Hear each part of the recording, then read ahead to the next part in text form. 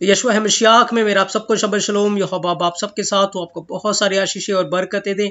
आए हम इज़राइल के लिए, यरूशलेम के लिए प्रार्थना करें कि मेरा यहोवा अब्बा इज़राइल को, यरूशलेम को शलोम की आशीषें दे और इज़राइल की जो खोई हुई भेड़ें हैं वो यशवा है मशियाक के नाम से बचाई जाएं और यहोवा अब्बा उन सबका उद्धार करे, उन सबको बचाए यशवा है मशियाक के नाम से, आमीन। तो प्रिय अजीजों, यीशु मसीह के बड़े फजल अनुग्रह के द्वारा हम सीख रहे हैं कि मसीह के आने का और जगत के अंत का क्या चिन्ह होगा। इस विषय के बारे में हम सीख रहे हैं और आज हम उसके 5वें भाग के अंदर है, 5वें पार्ट में है। और आज का जो हमारा विषय है, जिस विषय के ऊपर हम आज अकाल के बारे में सीखेंगे, वो है अकाल के दिनों में 100 गुना आशीष पाने का रहस्य। इस विषय के ऊपर हम अपना ध्यान केंद्रित करेंगे कि सच में जब दुनिया के अंदर अकाल छाया होगा, जब दुनिया खाने के लिए मोहताज होगी, तरस रही होगी और चारों तरफ तबाही का बड़ा मंजर होगा, उन दिनों में भी जो यहोवा के लोग हैं, यहोवा उन्हें 100 गुना आशीषों से तृप्त करेगा। प्रिय यीशु, लोग खाने के लिए मोहताज होंगे, लेकिन यहोवा के लोगों के पास भरपूरी के साथ सब कुछ होगा। हमने देखा काल के दिनों में यहोवा ने कैसे एलिया को पाला था, कैसे उसके पास बहुतायत से था अकाल के दिनों के अंदर। लेकिन उन दिनों में यदि आप 100 गुना आशीषित होना चाहते हैं तो सच में उसकी कुंजी को लेना बहुत जरूरी है। प्रिय अजीजों, जब तक उस बात के विषय में हमें जानकारी ना हो, हम कुछ भी प्राप्त नहीं कर सके। तो हमारा विषय जो चल रहा है वो मत्ती 24 अध्याय उसके 3 वचन से चल रहा है। जब यीशु मसीह के चेलों ने यीशु मसीह के पास आकर यीशु मसीह से पूछा कि हमें बता कि ये बातें कब होंगी, तेरे आने का और जगत के अंत का क्या चिन्ह होगा। और यीशु मसीह ने मत्ती 24 अध्याय 7 वचन में कहा कि अकाल पड़ेंगे, जगह जगह अकाल आएंगे। और मत्ती मरकुस 13 अध्याय 8 वचन में यीशु मसीह ने कहा कि जो अकाल आएगा ये पीड़ाओं का आरंभ होगा, शुरुआत होगी, ये पीड़ाओं की, कलेश की शुरुआत होगी। तो प्रिय अजीजों, अकाल के बारे में हम सीख रहे थे कि इब्रानी भाषा में अकाल को रआब बोलते हैं, रेश, आइन और बेत, रआब। और रआब के बारे में पिछले भागों में हमने काफी कुछ सीखा कि इसके अंदर और क्या क्या रहस्य, क्या क्या भेद छुपे हुए हैं। इसके अंदर से हमने बहुत कुछ निकाल कर सीखा है। तो रआब के अंदर से आज हम इस बात की भेद को सीखेंगे कि अकाल के दिनों में भी हम कैसे 100 गुना आशीषों को, बरकतों को अपने जीवन में रिसीव कर सकते हैं, कैसे हम यहोवा में बने रह सकते हैं। इस बात की और आज हम अपना ध्यान लगाएंगे। प्रिय अजीजों, तो रआब के अंदर से आज मैंने एक शब्द निकाला है, वो है अर, यानी कि आइन और रैश। जब हम आइन और रैश को जोड़ देंगे प्रिय अजीजों तो बनता है अर, और अर का अर्थ होता है जागृति, अवेक, इसको इब्रानी भाषा में कहते हैं। अब बोर्ड के ऊपर आप देख सकते हैं रआब। रआब के अंदर से जब हम आइन को आगे रखेंगे, रैश को पीछे रखेंगे, तो बनेगा अर। अर का अर्थ होता है जागृति। अब इसका जो अर्थ है, आइन आंखें हैं। जब हम अपनी आंखें रैश की ओर लगाएंगे, रैश मोस्ट हाई एलोहिम यहोवा है, परम प्रधान यहोवा। जब हम अपनी आंखें परम प्रधान यहोवा की ओर लगाएंगे, लिखा है जब हम अपनी आंखें परम प्रधान यहोवा की ओर लगाएंगे तो सच में अकाल के दिनों में भी हमारे पास बहुतायत से होगा। प्रिय यीशु, हमें अपनी आंखें यहोवा की ओर लगाना है। पिछली बार हमने देखा था जब रैश पीछे आया था इसके, तो रा बन गया था, बुराई बन गई थी। और बुराई के अंदर क्या हुआ था कि जिस व्यक्ति ने अपनी पीठ यहोवा की ओर कर ली है, अपनी पीठ पुत्र की ओर कर ली है, वो बुराई में चले गए, वो पाप में चले गए। लेकिन वो इंसान जिसने अपनी आंखें यहोवा की ओर लगा ली, जिसने अपना ध्यान यहोवा की ओर कर लिया, जिसने अपनी आंखें यहोवा के ऊपर लगा ली, वो जागृत व्यक्ति है। 2 प्रकार के इंसान है। एक व्यक्ति है जिसने अपनी पीठ यहोवा की ओर की हुई है और वो गैर ममूदों के आगे मूर्ति पूजा कर रहा है, दंडवत कर रहा है, गुनाह कर रहा है, उनके जीवन के ऊपर एक बड़ी विपत्ति आएगी। लेकिन कुछ ऐसे भी लोग हैं जिन्होंने अपनी आंखें यहोवा की ओर की है और पीठ संसार की ओर की हुई है। आज हमें अपने जीवन को देखना है कि हमने अपनी आंखें यहोवा की ओर की है या पीठ यहोवा की ओर किया हुआ है। यदि पीठ यहोवा की ओर किया हुआ है तो हम बुराई में हैं, हम गुनाह में हैं।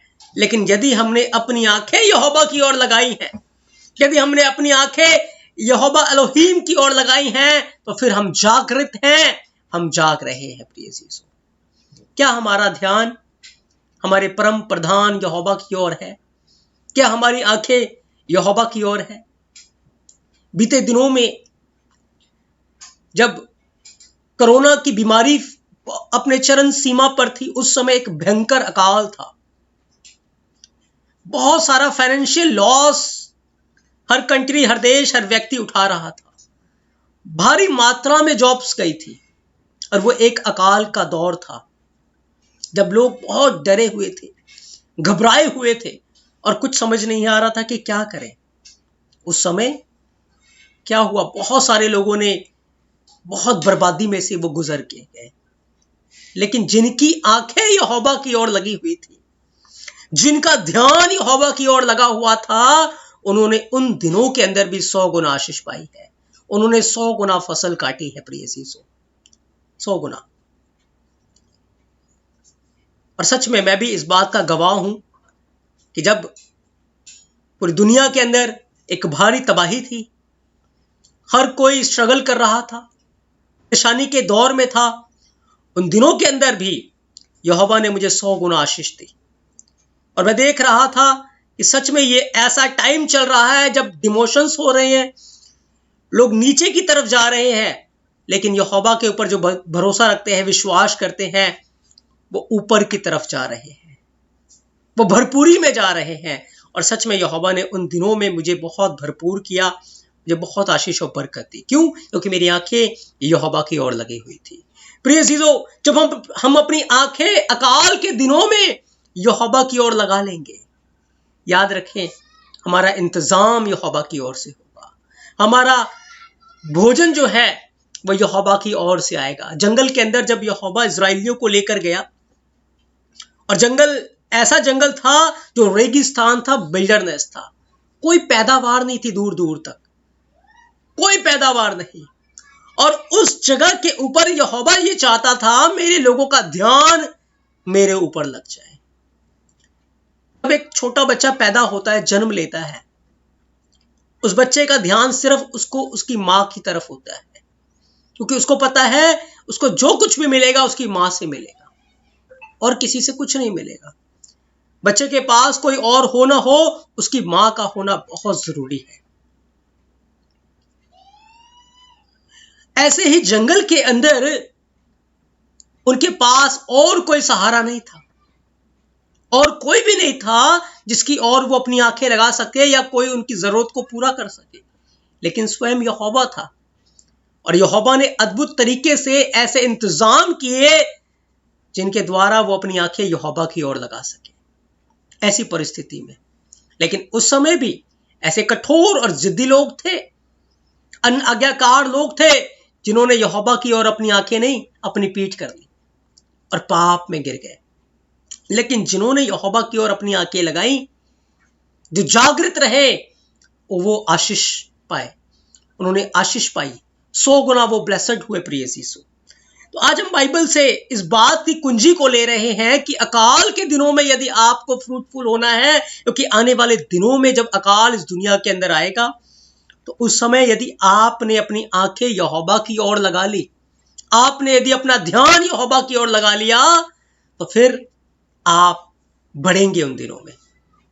क्या होगा प्रिय जीजो, जब आप उत्पत्ति 26 अध्याय 1 से 5 वचन को पढ़ते हैं, तो लिखा है कि जिस देश के अंदर इज़हाक रहता था, वहां बड़ा अकाल आ गया, और इज़हाक ने फैसला लिया कि मैं इस देश को छोड़कर चला जाऊंगा। और वो मिस्र जाने की योजना बनाने लगा, सोचने लगा मैं मिस्र में जाऊंगा, मिस्र में जाकर बसूंगा। लेकिन उसी रात यहोवा ने उसे दर्शन दिया। यहोवा ने कहा कि इज़हाक, मैं तेरे पिता अब्राहम का एलोहिम यहोवा हूं। इस अकाल के समय में तू इसी देश में रहेगा, इसी देश में बोएगा, और मैं तुझे 100 गुना आशीष और बरकत दूंगा। बताया यहोवा ने कि अब्राहम ने मेरी मानी, मेरी विधियों को, मेरी आज्ञाओं को उसने माना और इसलिए मैंने उसे आशीष दी।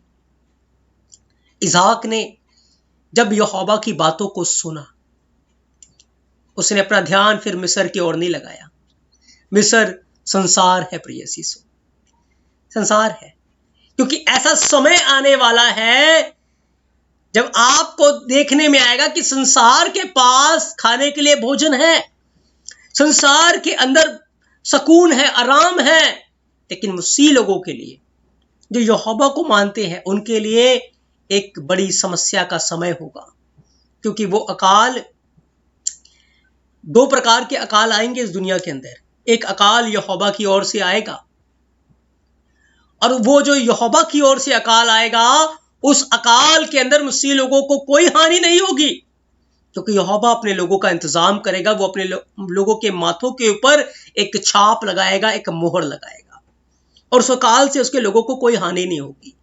लेकिन जब वो अकाल आएगा और पृथ्वी की सारी उपज को वो ले जाएगा, तो जो दुष्ट है, शैतानी राज्य हैं, उन्होंने अपने लिए बनावटी फूड तैयार कर लिया है। बनावटी फूड, चिकन भी बनावटी, गेहूं भी बनावटी, चावल भी बनावटी, फैक्ट्रियों के अंदर, मिल के अंदर, वो सारी चीजों को वो तैयार कर रहे हैं कि जब भयानक दिन आएंगे और यहोवा की ओर से अकाल आएगा, तब उनके पास खाने के लिए भोजन वस्तु होगा। और उस समय वो क्या करेगा, जो लोग उसके नाम की छाप लेंगे, जो लोग उसको स्वीकार करेंगे, वो भोजन सिर्फ उन्हीं लोगों को मिलेगा। तो शैतान की ओर से यहोवा के लोगों के लिए अकाल आएगा, और यहोवा की ओर से शैतान के लोगों के लिए अकाल आएगा। जैसे इजरायली लोग जब मिस्र के अंदर थे, तो मिस्री लोग बड़े खुश थे, इजरायलियों पे अत्याचार कर रहे थे, इजरायलियों को सता रहे थे। लेकिन समय बदला, यहोवा मिस्र के ऊपर विपत्ति लेकर आ गया, 10 विपत्ति आई। उस समय क्या हुआ, इजरायली लोग खुश थे, आनंद मना रहे थे, खुशी मना रहे थे, लेकिन मिस्री लोग रो रहे थे, विलाप कर रहे थे। उनके ऊपर एक बड़ी विपत्ति का समय था। बिल्कुल ऐसे का ऐसा ही अंत के दिनों में होगा प्रिय सीसो। तो इसहाक ने अपनी आंखें मोस्ट हाई यहोवा की ओर, परम प्रधान यहोवा की ओर लगाई, और वचन के अंदर लिखा हुआ है कि इसहाक ने उसी देश में वो उसने जोता बोया, और उसी वर्ष में 100 गुना फल को काटा प्रिय सीसो। 100 गुना फसल उसे मिली। क्यों? क्योंकि उसने यहोवा की आज्ञा का पालन किया, क्योंकि उसने अपनी आंखें परम प्रधान यहोवा की ओर लगा कर रखी, अपनी आंखें यहोवा की ओर लगा कर रखी। उसने नहीं देखा कि अगर मैं इस भूमि में बोऊंगा तो सब फसल बर्बाद हो जाएगी, क्योंकि भूमि बंजर हो चुकी है, और अंत के दिनों में क्या होगा, एक बड़ा भयानक क्लेश इस दुनिया के अंदर होगा, एक बड़ी पीड़ा होगी, और उस समय लोगों का विश्वास जाता रहेगा, हर तरफ बंजरनेस दिखेगी, क्योंकि कलीसिया, चर्चिस ओपन फॉर्म में नहीं लग पाएंगी, प्रॉब्लम्स की दौड़ होगा। उस समय बहुत दिक्कतें होंगी, समस्याएं होंगी, और उन दिनों में क्या होगा, जो कोई मसीह के लिए अपने आप को बो देगा, जो कोई मसीह के लिए अपने आप को उड़ेल देगा, जो कोई मसीह में अपने आप को बोएगा, वो यहोवा के राज्य में 100 गुना फसल काटेगा। यीशु मसीह ने कहा, ऐसा कोई भी नहीं है जो मेरे राज्य के लिए अपने घर बार को छोड़ता है, अपनी संपत्ति को छोड़ता है, अपने प्राणों को देता है, और वो स्वर्ग के राज्य में 100 गुना ना फसल काटे। ऐसा कोई भी नहीं है। तो आज हम जो कुछ भी मसीह में कर रहे हैं और करेंगे, याद रखें प्रिय अजीजों, हमें स्वर्ग के राज्य में 100 गुना फसल काटेंगे, 100 गुना प्रतिफल हमें मिलेगा प्रिय अजीजों। लेकिन बहुत जरूरी है कि हम उन दिनों में भी, उस कठिन समयों में भी, हम अपनी आंखें अपने परम प्रधान यहोवा की ओर, यीशु मसीह की ओर अपनी आंखें लगा के रखें प्रिय अजीजों, क्योंकि वो दौर ऐसा होगा जब अच्छे अच्छे ईमान से भटक जाएंगे, क्योंकि उनकी नींव मसीह में मजबूत नहीं है। वो मसीह की ओर नहीं देख रहे, पर वो समस्याओं की ओर, वो पीड़ाओं की ओर देख रहे हैं। बहुत सारे लोग ये सोचते हैं, जो जिनका विश्वास कमजोर है, वो ये सोचेंगे कोई बात नहीं, अभी हम इनकार कर देते हैं, थोड़ी देर बाद हम फिर तौबा कर लेंगे, पश्चाताप कर लेंगे। लेकिन उन्हें नहीं पता कि थोड़ी देर के बाद जैसे ही वो इनकार करेंगे, उनकी आंखें बंद कर दी जाएंगी, उनका मुंह बंद कर दिया जाएगा, क्योंकि एक भयानक जलजला, एक मरी उनके जीवन के ऊपर आ जाएगी। वो अंतिम समय होगा। तो इज़ाक ने उन दिनों में बहुत प्रॉब्लम्स का सामना किया, क्योंकि जब आप उत्पत्ति 26 अध्याय को पढ़ते, उसके दुश्मन उसे जेलसी करते हैं। जिस देश में वो रहता है वो उसे जेलसी करते हैं। वो कुएं खोद रहा है और वहां के लोग कुएं बंद करते जा रहे हैं। वो कुआं खोद रहा है और वहां के लोग कुएं को बंद करता जा रहे हैं। क्यों? क्योंकि वो जल रहे हैं। हम अकाल में घटते जा रहे हैं और ये इज़ाक बढ़ता जा रहा है। लिखा है, वहां के राजा ने कहा इज़ाक को, इज़ाक तू हमसे ज्यादा अमीर हो गया है। वो जलने लगे। और यहोवा की यही आशीषें, यही बरकतें हमारे जीवन के अंदर है। जब दुष्ट के लोग हमें देखेंगे, वो जलेंगे, जेलसी करेंगे। लेकिन याद रखें, यहोवा इज़ाक के साथ था। वो कुएं खोदता गया, कुएं खोदता गया, वो रुका नहीं। अंत में दुश्मन कुएं भरते भरते थक गए प्रिय चीजों, पर वो कुआं खोदते खोदते नहीं थका। याद रखिए, आपके जीवन से कुएं खुदेंगे, कुएं से सोते बहेंगे, पानी की धाराएं बहेंगी, सोते फूट निकलेंगे। दुश्मन लाख इसे बंद करने की कोशिश करे, वो बंद नहीं कर पाएगा। वो लाख आपको दबाने की कोशिश करे, आपको गिराने की कोशिश करे, आपके ईमान को बुझाने की कोशिश करे, वो बुझा नहीं पाएगा। क्योंकि ये वो सोता है इसे कोई भी बंद नहीं कर सकता। क्योंकि यीशु मसीह ने कहा, जो मुझ पर विश्वास करता है, जो मेरे ऊपर अपनी आंखें लगाकर रखता है, उसके हृदय में से जीवन जल की नदियां फूट निकलेगी। और इस नदी को कोई बंद नहीं कर पाएगा प्रिय चीजों, कोई बुझा नहीं पाएगा, क्योंकि ये मसीह रूपी सोता हमारे जीवन से बहेगा। उस समय लोग हमें दबाने के लिए आएंगे, लोग हमें बुझाने के लिए आएंगे कि मसीह का इनकार कर दो, मसीह को त्याग दो, मसीह को छोड़ दो। लेकिन जिनके अंदर से सोता फूट रहा होगा, जिनकी आंखें यहोवा में लगी होंगी, जिनका ध्यान मसीह की ओर होगा, वो विश्वास में बने रहेंगे और दुश्मन सोतों को कभी भी बंद नहीं कर पाएंगे प्रिय चीजों। इसलिए आज अपने जीवन को चेक करें, क्या सच में सोता बह रहा है हमारे जीवन से, या कुआं सूख चुका है? आज बहुत सारे कुएं सूखे हुए हैं, सूखा हुआ जीवन है। कहीं हमारा जीवन सूखा तो नहीं है। इज़ाक के जीवन से जीवन रूपी नदी बह रही थी और वो जितने कामों में हाथ लगा रहा था, वो बढ़ता ही जा रहा था। दुश्मन जेलसी कर रहे थे।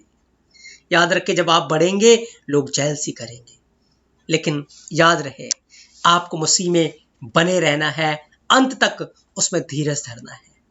यीशु मसीह ने मत्ती 24 अध्याय 36 वचन में कहा कि एक अचानक क्या होगा उस समय, उस दिन, उस घड़ी के विषय में कोई नहीं जानता, न स्वर्ग के दूत, न पुत्र, केवल पिता। जैसे नूह के दिनों में हुआ था, वैसे ही मनुष्य के पुत्र का भी आना होगा। क्योंकि जैसे जल प्रलय से पहले के दिनों में, जिस दिन तक नूह जहाज पर न चढ़ा था, उस दिन तक लोग खाते पीते थे और उनमें ब्याह शादियां होती थी। और जब जल प्रलय आकर उन सबको बहा न ले गया, तब तक उनको कुछ भी मालूम ना पड़ा। मुझे पता है एक भयंकर अकाल आएगा, आपको पता है एक जलजला आएगा, लेकिन इस संसार के लोगों को नहीं पता। इस संसार के लोग उस बात को मजाक में लेते हैं। पर याद रखें प्रिय यीशु, जैसे नूह के दिनों में हुआ था, अचानक एक बड़ा जल प्रलय आकर उन्हें नाश कर गया। लेकिन नूह की आंखें यहोवा की ओर लगी हुई थी। नूह का ध्यान यहोवा की ओर लगा था, उन बातों के ऊपर लगा था जो बातें यहोवा ने कही थी। और 120 साल के बाद जो बात यहोवा ने कही, वो बात पूरी हो गई। 120 साल के बाद। क्यों नूह बच गया? नूह का ध्यान यहोवा की ओर लगा था। जो आज्ञा यहोवा ने नूह को प्रदान की थी कि किश्ती बनानी है, जहाज बनाना है, क्योंकि इस दुनिया के अंदर एक बड़ा जल प्रलय आएगा। और जैसे नूह का ध्यान इस बात के ऊपर लगा था, जैसे वैसे ही यदि हमारा ध्यान मसीह की ओर लगा रहे, तो याद रखें, जैसे नूह उस दिन जहाज में चढ़ गया और पूरी दुनिया के अंदर एक बड़े जल प्रलय ने आकर पूरी दुनिया को तबाह कर दिया, मैं और आप भी उस दिन मसीह रूपी जहाज में चढ़ जाएंगे प्रिय चीजों, यदि हमारा ध्यान मसीह में लगा है। उस दिन हम मसीह रूपी जहाज में चढ़ जाएंगे, क्योंकि आकाश से तुरी फूकी जाएगी। स्तिफनुस को पथराव किया जा रहा था, उसको मारा जा रहा था, लेकिन उसका ध्यान परम प्रधान यहोवा की ओर लगा हुआ था, मसीह के ऊपर लगा हुआ था। उसकी आंखें मसीह के ऊपर लगी थी और वहां से वो हट नहीं रही थी। वो पीड़ा, वो क्लेश उसे हटा नहीं पा रहे थे। क्या हुआ? वो मसीह रूपी जहाज में चढ़ के चला गया और लोग पत्थर ही फेंकते रह गए। वो रोक नहीं पाए स्तिफनुस को। उस दिन कब्रें हमें रोक नहीं पाएंगी, दुनिया हमें रोक नहीं पाएगी, शैतान के बिछाए हुए सारे जाल कोई भी हमें रोक नहीं पाएगा, यदि हमारा ध्यान मसीह की ओर लगा हुआ है। लिखा है जो जीवित है वो बदल जाएंगे, जो कब्रों में हैं वो जी उठेंगे और मसीह के साथ बादलों के ऊपर उठा लिए जाएंगे। जैसे नूह के दिनों में हुआ था, यीशु मसीह ने कहा मानुष पुत्र के दिनों में होगा, अकाल के दिनों में, अकाल के दिनों में, जब इस दुनिया के अंदर तबाही होगी, हर तरफ भयंकर अकाल होगा, तबाही होगी, उन दिनों के अंदर मसीह लोगों का छुटकारा होगा।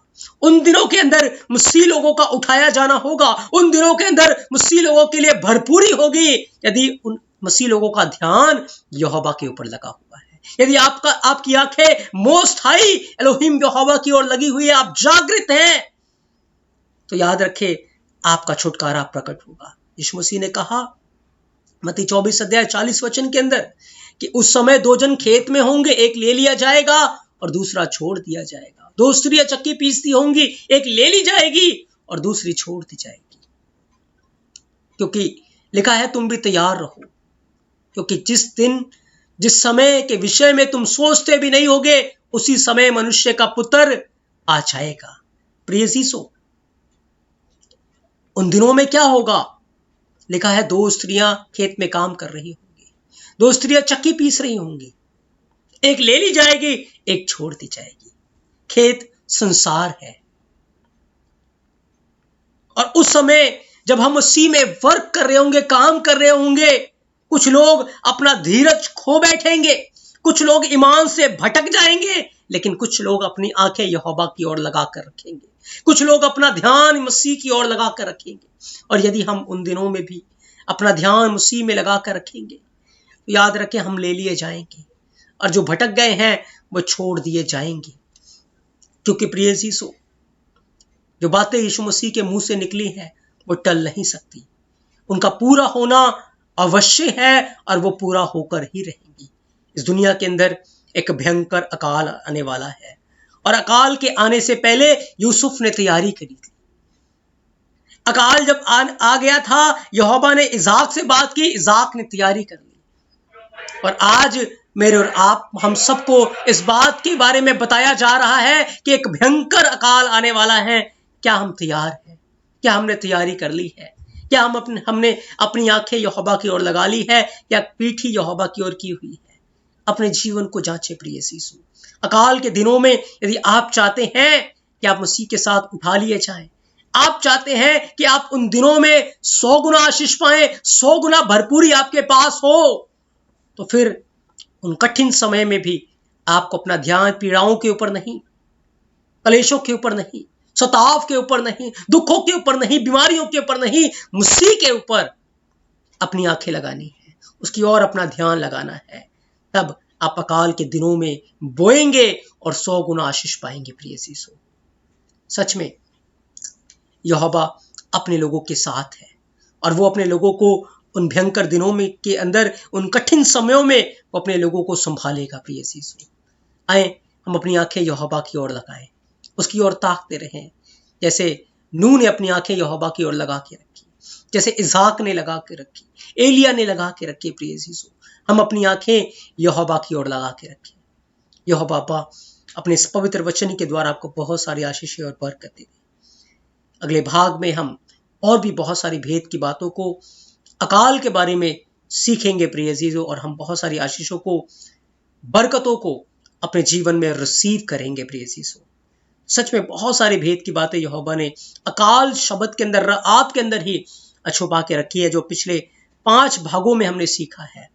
और अगले भाग में भी बहुत ब्लेस्ड बातों को हम अकाल के बारे में सीखेंगे कि अकाल के बारे में किस प्रकार से जो बातें यीशु मसीह ने अंतिम दिनों के बारे में बताई हैं, वो सारी बातें रात के अंदर ही मैं आपको निकाल कर दूंगा। और आप जब उन बातों को सीखेंगे, आप बहुत सारी आशीषों को, आप बरकतों को अपने जीवन में रिसीव करेंगे।